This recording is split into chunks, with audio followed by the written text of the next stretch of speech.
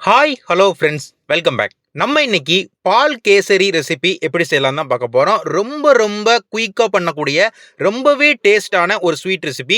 வீட்டுக்கு ஏதாவது கெஸ்ட் வந்தாங்கன்னா ஒரு 5 நிமிஷத்துலேயே நல்ல ஸ்வீட்டாக நல்ல சூடாக வந்து கொடுக்கக்கூடிய ஒரு சிம்பிளான ஒரு ஸ்வீட் ரெசிபி நம்ம வந்து இன்னைக்கு இது பண்ண போகிறோம்.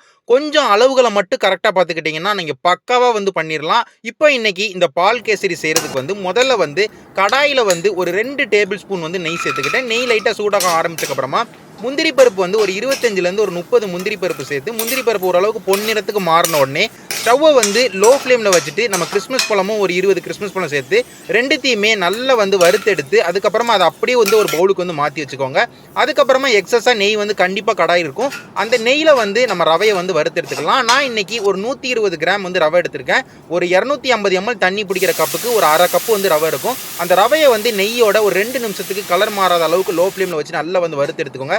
வறுத்து முடிச்சக்கப்புறமா நம்ம வந்து 1/2 லிட்டர் பால், காய்ச்சின பால், சூடான பால் வந்து ரவையை சேர்த்து நம்ம ரவையை வந்து நல்லா வந்து வேக வைக்க போகிறோம். ஸ்டவ்வை வந்து லோ ஃப்ளேமில் வச்சு பால் சேர்த்து ரவையோட பாலை நல்லா கிண்டி விடுங்க. ஒரு 3 நிமிஷத்தில் இந்த மாதிரி நல்லா வந்து ரவை எல்லாமே இறுகி கட்டியாயிரும். அதே நேரத்தில் ரவையும் நல்லா வந்து வெந்துடும். அப்போ வந்து ஸ்டவ் வந்து லோ ஃப்ளேம்லேயே இருக்கட்டும். நம்ம வந்து சீனி வந்து சேர்த்துக்கலாம். சீனி வந்து ஒரு 140 கிராம் வந்து சீனி சேர்த்துக்கோங்க. நம்ம ரவை எடுத்த கப்லேயே கொஞ்சம் கூட வந்து நீங்கள் அளவு சீனி எடுத்துக்கிட்டிங்கன்னா கரெக்டாக வந்துருக்கும். அளவு வெயிட்டில் சொல்லணும்னா ஒரு 140 கிராம் வந்து சீனி இருக்கும். சீனி சேர்த்து நல்லா கிண்டு விட ஆரம்பிங்க. லோ ஃப்ளேம்லேயே வச்சு சீனி சேர்த்தோன்னே லைட்டாக இலக்கம் கொடுக்க ஆரம்பிக்கும். அதுக்கப்புறம் நல்லா இறுக ஆரம்பிக்கும். இறுக ஆரம்பித்தக்கப்புறமா நம்ம எக்ஸஸாக ஒரு 10 ml ஒரு 20 ml மட்டும் பால் வந்து கடைசியாக வந்து சேர்த்துக்கலாம். அது ஒரு நல்ல டேஸ்ட் வந்து இந்த கேசரிக்கு வந்து கொண்டு வரும்.